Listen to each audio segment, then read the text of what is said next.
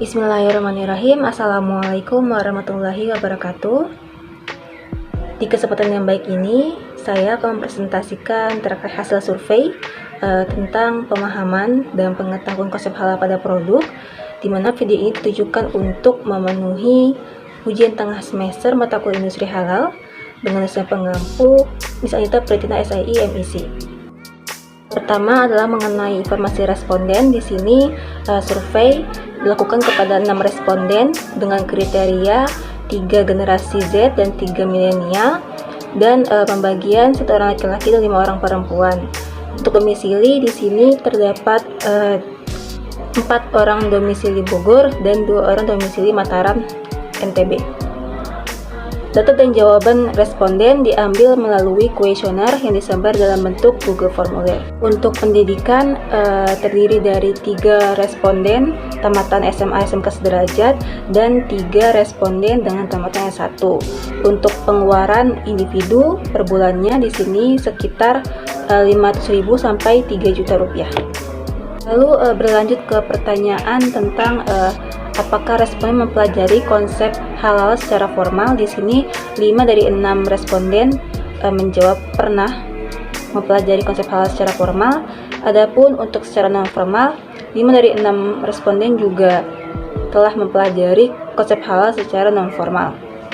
Untuk kasus daging mentah, di sini dari keseluruhan jawaban saya menilai bahwa mayoritas responden cenderung tidak terlalu menganggap kehalalan dari suatu produk daging mentah sebagai sesuatu yang krusial atau sebuah urgensi, karena di sini hanya 4 dari 6 responden yang selalu menanyakan dan memastikan kehalalan dari produk daging mentah tersebut.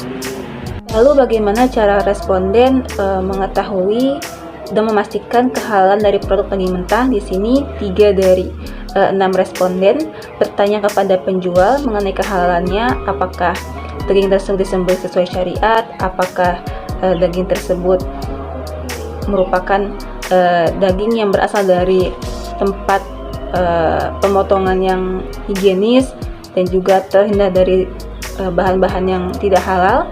Dan di sini sisanya lagi 3 dari responden melihat dari fisik daging tersebut, apakah segar, apakah berwarna merah, apakah tidak mencurigakan, seperti itu. Untuk kasus makanan manufaktur atau makanan olahan rumahan, di sini 3 dari 6 responden selalu menanyakan dan memastikan apakah produk makanan yang dibeli itu halal. Dengan cara apa? Dengan cara mereka bertanya kepada penjual tentang kehalalan produk makanan tersebut. Yang kedua, melihat label halal pada produk, padahal yang kita tahu sangat jarang sekali ya produk makanan olahan rumahan yang sudah bersertifikasi halal. Yang ketiga, di sini memastikan penjualnya adalah seorang muslim. Sebagian dari kita menganggap bahwa produk makanan rumahan cenderung pasti halal di dalam pikiran dan keyakinan kita, sehingga kita tidak memiliki kekhawatiran atas kehalalan produk tersebut. Dan itu bisa menjadi hal yang sangat fatal untuk kita dalam membeli produk olahan rumahan. Berikutnya adalah kasus makanan kemasan. Di sini 4 dari 6 responden tidak pernah membeli dan mengkonsumsi produk makanan kemasan yang belum atau tidak tersertifikasi halal. Di mana di sini 2 di antaranya pernah membeli produk makanan kemasan yang belum berlogo halal.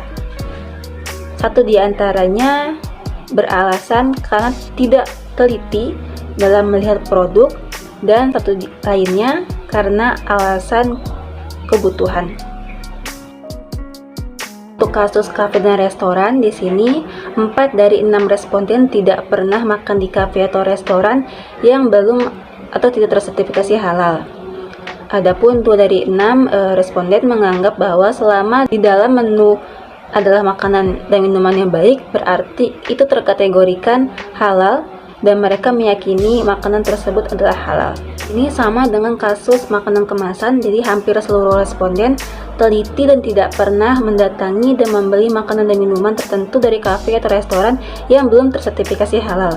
Kebanyakan dari mereka menyadari ada sebuah urgensi logo halal dalam kasus kafe dan restoran, sehingga mereka teliti dan bijak dalam memilih sebelum melakukan pembelian. Adapun 2 responden menilai bahwa mereka pernah mendatangi kafe atau restoran yang belum bersertifikasi halal, tapi mereka yakin semua produk yang dijualnya baik dan halal. Berikutnya adalah kasus kosmetika. Di sini 5 dari 6 responden tidak pernah membeli dan menggunakan produk kosmetik yang belum atau tidak bersertifikasi halal.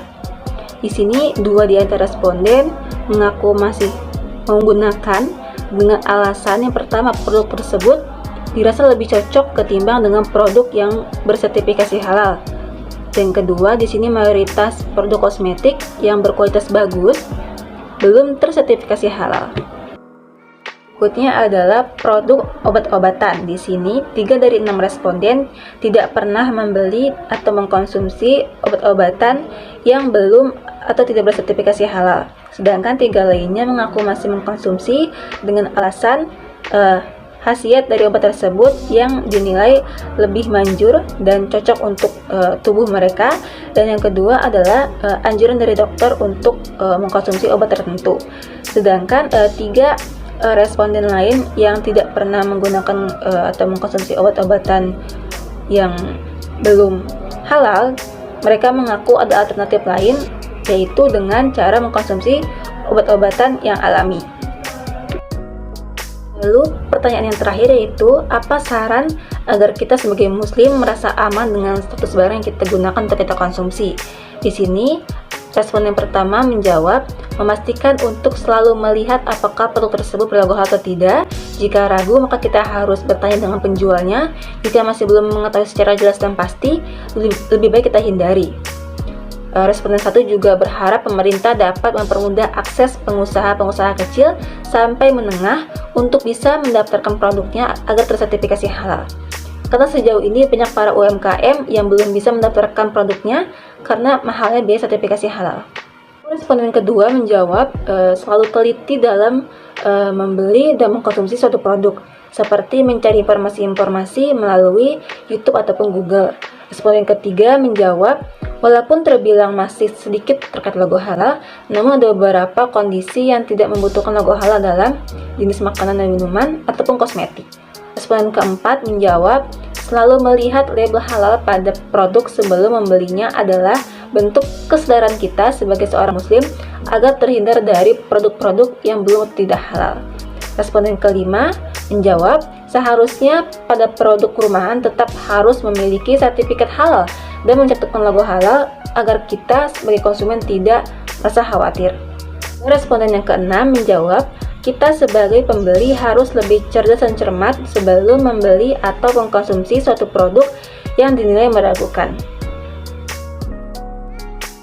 Kesimpulannya adalah bahwa kesadaran dan awareness kita tentang produk halal adalah tanggung jawab kita sendiri. Maka dari itu, kita sebagai konsumen muslim perlu cermat dan teliti dalam memilih produk halal. Adapun untuk kasus makanan dan minuman yang belum berlogo halal, seharusnya di sini pemerintah memberikan literasi dan kemudahan bagi pemilik usaha untuk mendaftarkan produk olahan mereka dan mengikuti proses sertifikasi halal dengan mudah. Sebagai konsumen, kita tidak selalu bisa menghindari diri dari mengkonsumsi suatu produk ketika dihadapkan pada kebutuhan dan kondisi yang mendesak. Sehingga dalam hal ini, kita pribadi sebagai konsumen perlu aware tentang produk halal dan begitupun dengan para pelaku usaha. Sekian dapat saya sampaikan, terima kasih atas perhatiannya. Saya mohon maaf atas segala kekurangan dan kehilafan. Terima kasih. Akhirul kalam. Wassalamualaikum warahmatullahi wabarakatuh.